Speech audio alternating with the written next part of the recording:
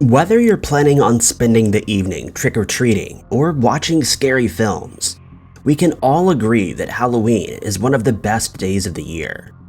While the scariest stories are usually reserved for films, sometimes they can seep through into real life. Number 5. There are some really scary things that have happened on Halloween. And on Halloween evening in 1957, the community of Sun Valley, California, were rocked by what became known as the trick-or-treat murder. At around 11 p.m., the doorbell to the Fabiano house rang, prompting 35-year-old Peter Fabiano to get out of bed and answer the door. As he approached the door, he said, "It's a little late for this, isn't it?" thinking that on the other side of the door were mischievous children looking for sweets. To Peter's surprise, a deep adult voice replied no, before holding up a paper bag that concealed a gun and shooting Richard once. His wife, Betty, heard the commotion and ran downstairs to find her husband lying at the front door with a single gunshot wound, but the perpetrator was nowhere to be found. Betty immediately called the police. However, Richard succumbed to his injuries. Police immediately launched an investigation, and as the news broke about the horrific crime, newspapers ran with the headline saying, quote, "A murder as fantastic as the spirits of Halloween." The community was shocked. Crimes like this just didn't happen here, and they believed they were living in a safe neighborhood. For 2 weeks, the residents of Sun Valley waited for any update in the case, wondering if they would be the mysterious perpetrator's next victim. Residents took extra precautions and stopped answering their doors at night. Then, in November of 1957, detectives found something suspicious in a storage locker in Bullock's downtown Los Angeles. Stashed inside the locker, they found a gun that matched the caliber of the weapon used on Halloween evening just a few miles away. They managed to track down Goldine Pizer, who had rented the storage locker, and when she was approached by detectives, she was more than happy to tell them everything they wanted to know about the trick-or-treat murder. According to Goldine, she had been put up to the job by a woman named Joanne Rabel, who she had met earlier that year. Peter Fabiano owned a hair salon in downtown Los Angeles, where both his wife Betty and Joanne worked. According to Joanne, over the course of a few months, she and Betty became close, with Betty confiding in her that Peter was abusive towards her. This angered Joanne, and after meeting Goldine, she convinced her to become a hit woman and take care of Betty's problem once and for all. Joanne and Goldine are believed to have been in a relationship at the time of the murders, something that would have been heavily frowned upon. When Goldine told detectives everything, both she and Joanne were taken into custody and charged with the murder of 35-year-old Peter Fabiano. Goldine pleaded not guilty by reason of insanity, but it appears that this plea was ignored. Both women were sentenced to 5 years to life. However, there's no indication of how long they both spent in prison.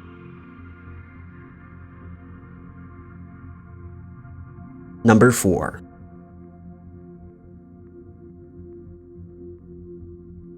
In early 2004, Lauren Mienza and Leslie Mazzara decided to rent a house together in Napa, California, after being friends for a short while. The two women were both in their early 20s and working towards kickstarting their careers after finishing their respective degrees. Things went great for the two housemates.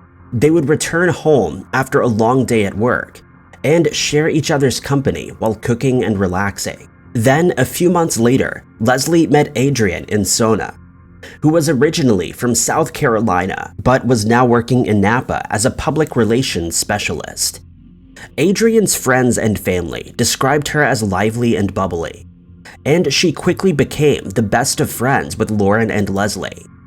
The friendship was so strong that in the summer of 2004, Leslie and Lauren asked Adrian to move in with them and be their roommate. Adrian was over the moon and accepted, and quickly settled into life with the two young women. Things didn't stay perfect forever, and on October 28, 2004, Lauren and Leslie were kept awake all night by Adrian and her boyfriend. In an ABC News article, Lauren recalled that this was the first time a member of the opposite gender had ever stayed at their house, saying, quote, "I didn't put much thought into it, but I figured in the back of my mind that yes, people would be coming over." The three roommates came to an agreement about having guests over, and after that, the matter appeared to have been resolved. On October 31st, 2004, Lauren was awoken between 1:30 a.m. and 2 a.m. by her dog barking and the security light flashing. She also heard someone walking up the stairs, but brushed it off as being Adrian and her boyfriend again. That was until she heard a blood-curdling scream, followed by Adrian shouting, "Please help, please help." Lauren ran upstairs, but it was too late. An unknown intruder had gotten into the house and taken Leslie's life, and left Adrian on the brink of death. She frantically called 911 and tried to tend to Adrian's wounds. However, she too passed away as a result. During the investigation, Napa police recovered over 266 items of evidence, including cigarette butts and a bloodstain left behind by the perpetrator in the kitchen. DNA was obtained from the cigarette end, and it was confirmed to match the DNA found in the blood in the kitchen. The only question was, who did it belong to? That's when it hit Lauren. Months earlier, when Adrian had moved into the house, a friend by the name of Eric Koppel had helped her to move in and stayed for a few celebratory drinks afterwards. After speaking to the detectives assigned to the case, Lauren learned that the brand of cigarette ends left at the crime scene was Camel Turkish Gold, the exact brand that Eric was known to smoke. This exact brand of cigarettes had only been available for around 4 months at the time of the crimes, allowing investigators to narrow down their suspect pool even further.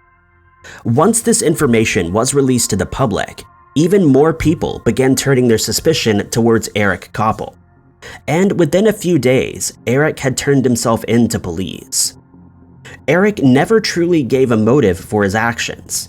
However, in court, he did say that he was, quote, "a broken man," and had suffered from depression and anxiety his whole life. Eric also mentioned that during this time of the crime, his fiancée, Lily, had broken off their engagement. Lily was also friends with Leslie and Adrian, and it's been speculated that Eric felt the three housemates were responsible for her decision to call off the wedding. In court, Eric pled guilty to 2 counts of first-degree murder, and was subsequently given life in prison without the possibility of parole. His plea deal allowed him to escape capital punishment, and now he will spend the rest of his life behind bars.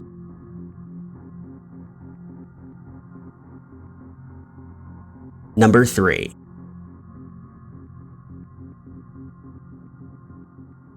"20-year-old Elizabeth Plattsman, a college student at the exclusive Smith College, and 39-year-old photographer Ronald Sisman shared an apartment at 207 West 22nd Street in Chelsea, Manhattan. Not much is known about the couple apart from the fact that Elizabeth attended college, and Ronald ran 2 private photography businesses from his apartment. And by all accounts, their lives seemed rather ordinary. In 1977, New York was finally beginning to recover from the bizarre and inexplicable crimes committed by the .44 caliber killer, known as the Son of Sam. For over a year, David Berkowitz had plunged New York into a state of panic and fear, and it wasn't until August of 1977 that he was finally captured and residents could rest easy, or so they thought. On Halloween evening in 1981, Ronald and Elizabeth spent the evening in their Chelsea apartment before heading to bed. At some point during the night, an intruder broke in and attacked the couple, leaving them both deceased. The intruder had also turned the apartment upside down, leading investigators to believe that they were looking for something specific. The only thing of note that was missing from the apartment was Elizabeth and Ron's identifications and a .25 caliber handgun. Investigators were left perplexed. They were unable to figure out an exact motive for this horrific crime, and quickly found themselves at a dead end with their investigation. Then, in an unusual twist, a shocking piece of information came to light. A prison informant claimed that none other than David Berkowitz, the son of Sam, had predicted the crime in the weeks before it took place. Berkowitz explained how he had been involved in a satanic cult that was behind all of the Son of Sam crimes, and had received information that they were going to target a home in Chelsea, Manhattan on Halloween in 1981. Berkowitz was unable to give investigators any more information, and the case has remained cold ever since. If you have any information, you're asked to contact the New York City Police Department's 10th Precinct at 212-741-8211.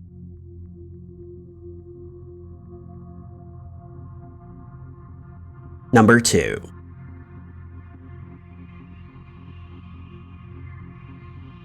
On Halloween evening of 2011, 49-year-old Maria Adams was found unresponsive in her Chicago, Illinois home by paramedics.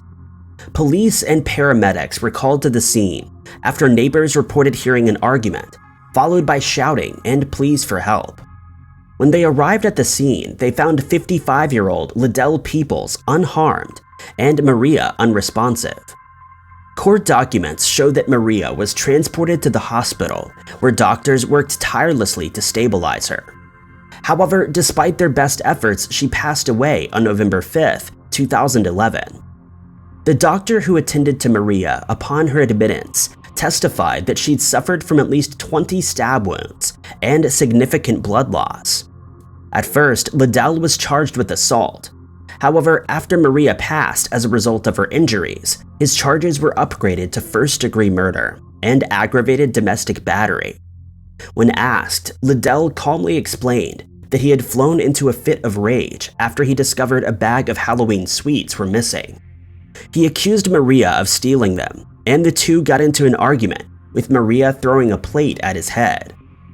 Following this, Liddell claims that he snapped and he suffered from schizoaffective disorder, paranoid schizophrenia, and a cognitive disorder that impaired his judgments at the time. Liddell was found guilty on 2 counts of first-degree murder and aggravated domestic battery. However, in February of 2020, Liddell filed an appeal against the 30-year sentence he was handed. It appears that the appeal is still ongoing, and for the time being, Liddell will remain in prison.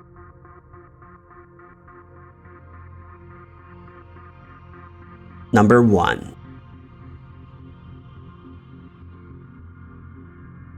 On October 31st, 1979, a motorist driving down I-35 in Georgetown, Texas, came across the nude body of a woman lying face down in a drainage ditch. At first, the person who discovered her believed she was a mannequin that had been placed there as a Halloween prank. However, when they got closer, they realized that they were very wrong. In a panic, the motorist called 911, and within minutes, police arrived at the scene and declared it an active crime scene, and found that the woman's cause of death was strangulation. The woman was estimated to be between 18 and 30 years old, with long reddish-brown hair and hazel eyes. The coroner also noted that the unknown woman had some very distinctive features, such as long toes and unique earlobes. She also had a scar on her chin and 2 missing teeth. Despite this description, no one came forward to claim the woman, and she became known as the Orange Socks Jane Doe, in reference to the orange socks she was found wearing. Her description was broadcast across Georgetown. However, police were still left with few leads as to who the woman could be. Numerous families nervously called the police station, wondering if it was their missing daughter, but no match could be made. In 1982, Henry Lee Lucas confessed to having been responsible for her murder, although we now know that Lucas was not the most reliable when it comes to confessions. Investigators have pointed out that there is no physical evidence to link Lucas to the crime. Amazingly, in 2019, the Orange Socks Jane Doe was formally identified as Deborah Jackson, who was last seen in 1977 in Abilene, Texas. After seeing new reconstruction photos of Jane Doe, Deborah's sister contacted the DNA Doe Project and sent in a DNA sample which confirmed Orange Socks's identity. According to her sister, Deborah was never reported missing by her family, as they had no idea she was missing. In their eyes, Deborah had moved away to start a new life, and hadn't contacted them because she didn't want to. While we now know the identity of the Orange Socks Jane Doe, all these years later, we're still left without the identity of the person who is responsible for her passing. In 2016, fingernail scrapings were reanalyzed and brought back 2 male DNA profiles. Deborah's case is still open, and the Williamson County Sheriff's Office is asking for your help. If you have any information, you're asked to contact the Williamson County Sheriff's Office Cold Case Unit at 737-240-0559. Thank you guys so much for watching. If you liked this video, be sure to hit that like button. Also, don't forget to subscribe and click that notification bell to keep up to date with all of our future uploads. But I've been Ty Knots, and I'll catch you guys in the next video.